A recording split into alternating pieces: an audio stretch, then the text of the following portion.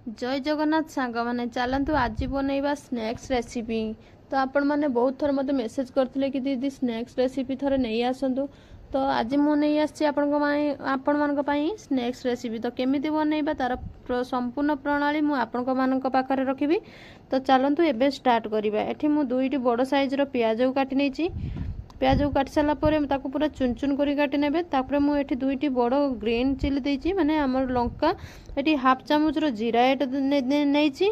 तापर स्वाद अनुसार लुण आपन जिते मात्रा रे प्याज देते से अनुसार आप लुण पकेबे।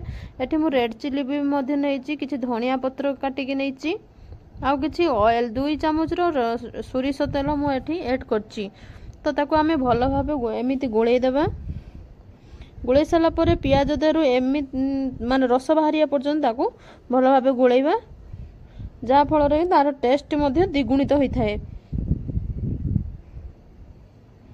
एबे चलतु मुझे किसी राइस पाउडर मिसई हाफ चामच राइस पाउडर।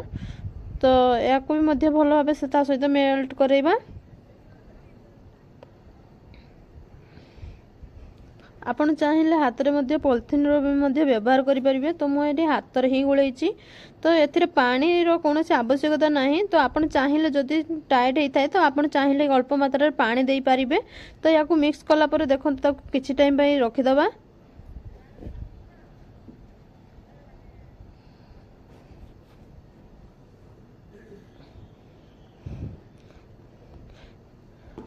रेडी हो गला आमर स्नैक्स। तो चलतु एबे ताको आमे छोट छोट गोला करवा। गोला कला परे देखंतु आमे ताको जेमिति आमे चॉप तयारी करू सेमिति ही ताको हाथ रे ही करवा। एठी मु तावार किछि तेल गरम करछि। मीडियम साइज रो तेल गरम हो सारा पर आमे सेतरे रखिथिबा गोला को सेतरे ऐड करवा।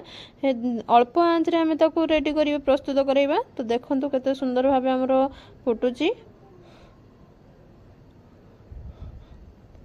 2 ରୁ 3 मिनिट हला परे आमे ताको हल्का के ताको उलटैबा।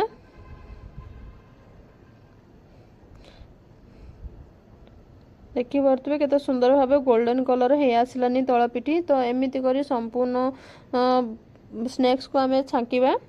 छाणी सारा पर देखंतु ता सहित आपण ताको एमिति भी मध्य खाई परिवे कि यार चटनी सहित भी मध्य खाई परिवे। तो मु या पई चटनी मध्य प्रस्तुत करछि। एबे हमर प्रस्तुत हो गला। तो एबे ताको छांकी दबा आमे।